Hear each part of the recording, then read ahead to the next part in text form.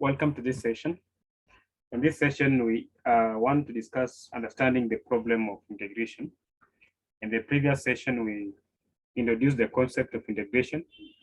We defined an integral, and derivative of a function. And we say that if you have a function f of x,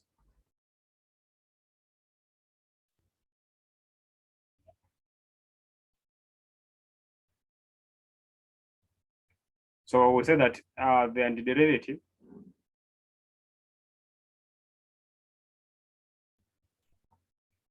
of a function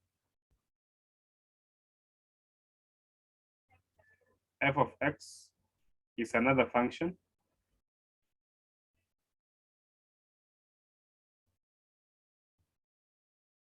capital F of x such that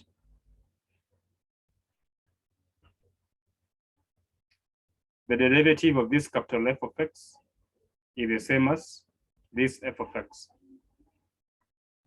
So when you're asked to find antiderivative of a function, then it's simply the problem is simply asking you to find a function whose derivative is the same value as the function that have been given. And we also defined an indefinite integral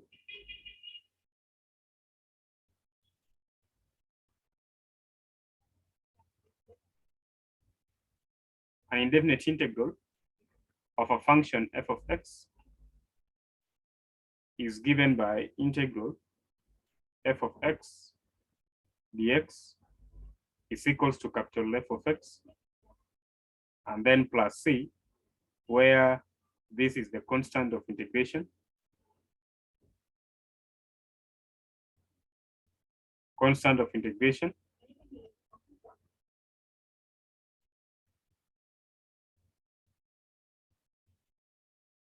then this then derivative,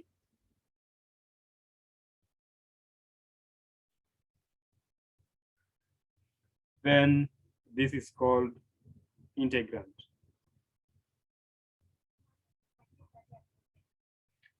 So this is how what we discussed in the previous class.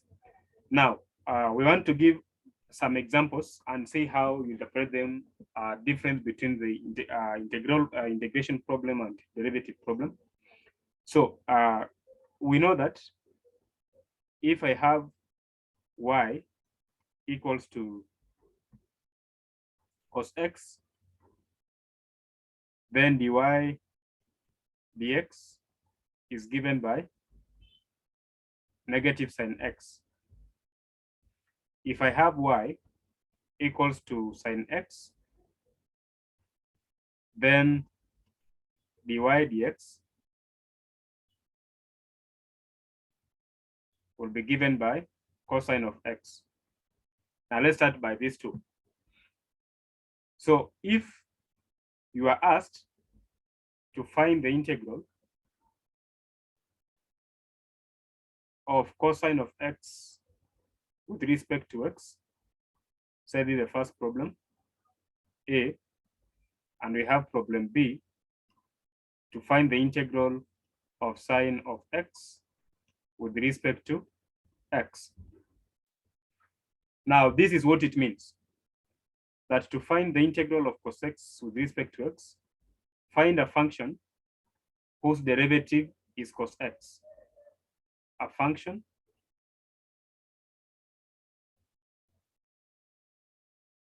whose derivative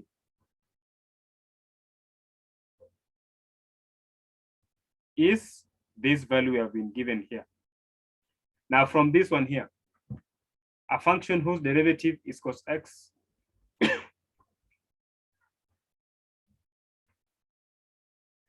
and then here find a function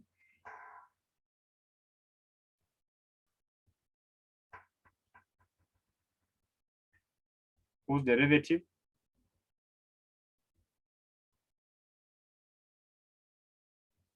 is sine x.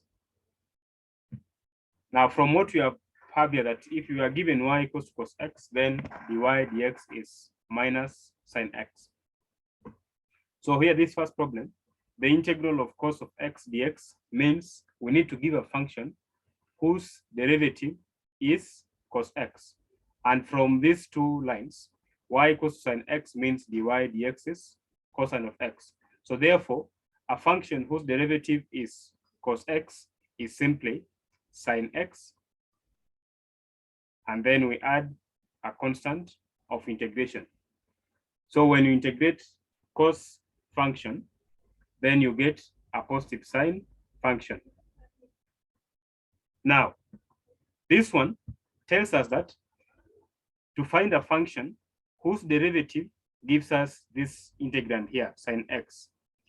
And from this one here, we have said that y equals to cos x means negative, dy dx is negative sine x. So which means if you are given y equals to minus cos x, then dy dx is the one that will give you positive sine x. So therefore, a function whose derivative is sine x must be negative cos x. So integral of sine of x dx is the same as negative cos x plus c. This is a constant of integration. So when you differentiate what we are giving as our capital F, then you get back this integrand here. And then if we are given y is tan of x, then from what we did in calculus, in differentiation, dy dx is given by sec squared x.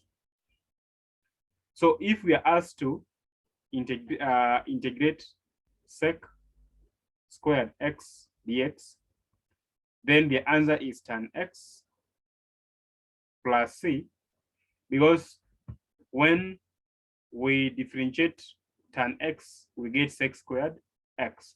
So the problem here, when before you write the answer on the right hand side, this one means that you look for a function whose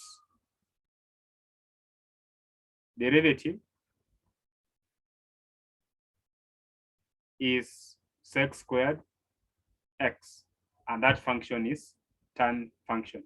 So therefore, integral of tan of sec squared x dx is tan x plus c. This example 3. Number 4, we know that when we have y given by sec x, then dy dx is given by sec x times tan x. So the integral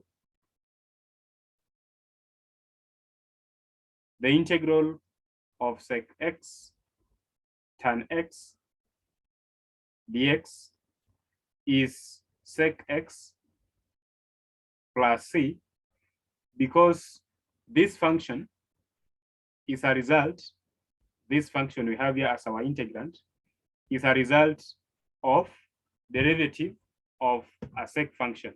So this is our capital F of x. And then number 4 and number 5, we know that if we have y given by cot x, then dy dx is negative cosec squared x. So it's the same thing as saying if y is negative cot x, then dy dx is the same as now positive, because now be negative positive cosec squared x. So this implies that if you're asked to find the integral of cosec squared x dx, then the answer is negative cot x plus c, because this value is a derivative, is an answer to a derivative of negative cot x function. So that's how we obtain that. Number 6, if you have y given as cosec given as cosec x, then we know that dy dx is given by negative cosec x cot x. So to remove this negative, means that now when you say y is negative cosec x, then dy dx, negative negative now will give positive cosec x and then cot x.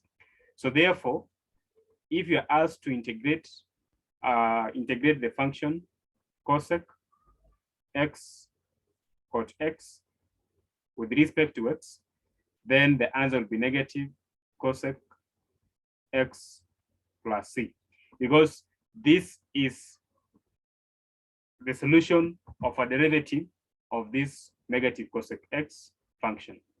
So that's how we interpret that. Now, if you are asked to integrate, say, x cubed dx, so we are asking you, find a function whose derivative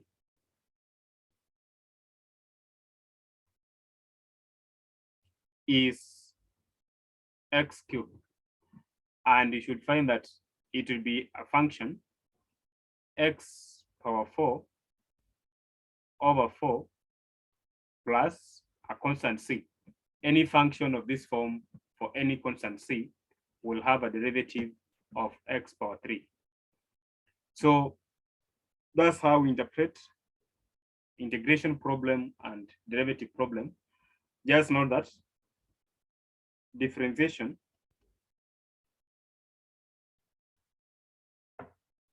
and integration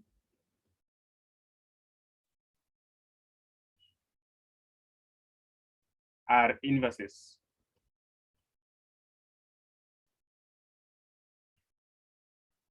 of each other.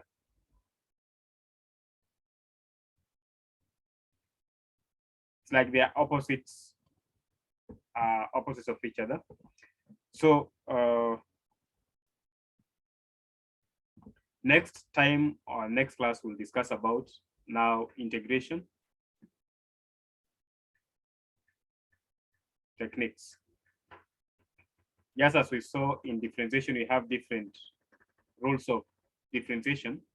Also in integration, we have different types of techniques to apply to given integrants.